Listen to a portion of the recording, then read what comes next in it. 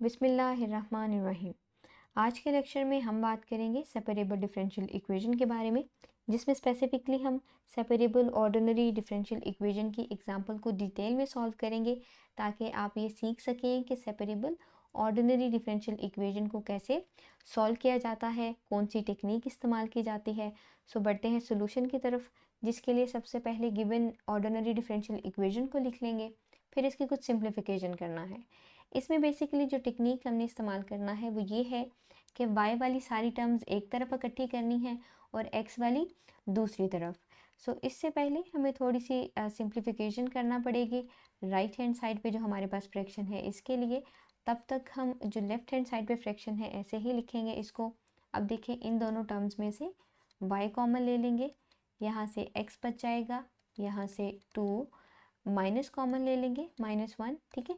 सो यहाँ से फिर से x बच जाएगा और यहाँ से +2 बच जाएगा। डिनोमिनेटर की बात करें, यहाँ से भी इन दोनों टर्म्स में से y कॉमन ले लेंगे, x -3 बच जाएगा, यहाँ से +1 कॉमन ले लेंगे और बच जाएगा x -3। अब देखिए न्यूमिनेटर में दो टर्म्स है, दोनों में x+2 मौजूद है, सो x+2 कॉमन ले लेंगे और बच जाएगा y -1। सो y -1 लिख लेंगे। डिनोमिनेटर में x -3 को कॉमन ले लेंगे बिकॉज ये दोनों टर्म्स में मौजूद है, सो बच जाएगा y +1। लेफ्ट हैंड साइड पे dy/dx एज इट इज़ लिख लेंगे। अब हमने करना ये है कि y वाली टर्म्स को एक तरफ लिख देंगे। ये देखिए यहाँ पर डिनोमिनेटर में है तो यहाँ पे हम न्यूमरेटर में लिखेंगे और ये न्यूमरेटर में है तो यहाँ पे डिनोमिनेटर में आ जाएगा।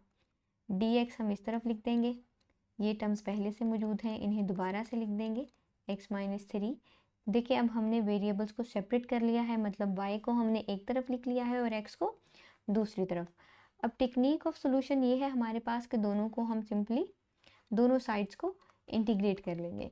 सो y -1 dy इस तरफ भी आ जाएगा x+2 ओवर x -3 dx, ठीक हो गया।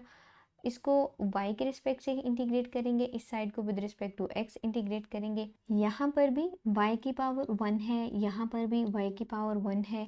जब इस तरह की फ्रैक्शन को सॉल्व करना होता है तो हम बेसिकली करते ये हैं कि जिस तरह की टर्म्स नीचे मौजूद होती है ना डिनोमिनेटर में, बिल्कुल वैसे ही ऊपर बनाते हैं। तो ये तो थी हमारे पास पहले से मौजूद, ठीक है।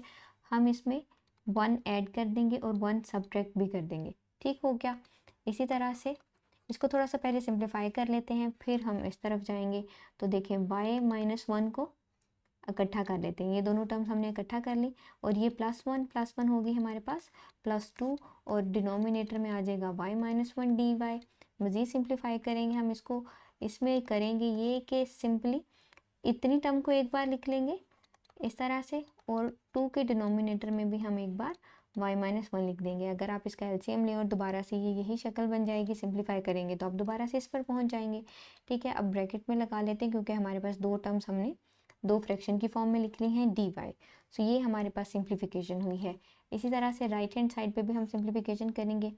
हमने x -3 ही बनाना है न्यूमरेटर में, सो 3 ऐड कर लेंगे, 3 सब्ट्रैक्ट कर लेंगे, dx आ जाएगा अगेन x -3।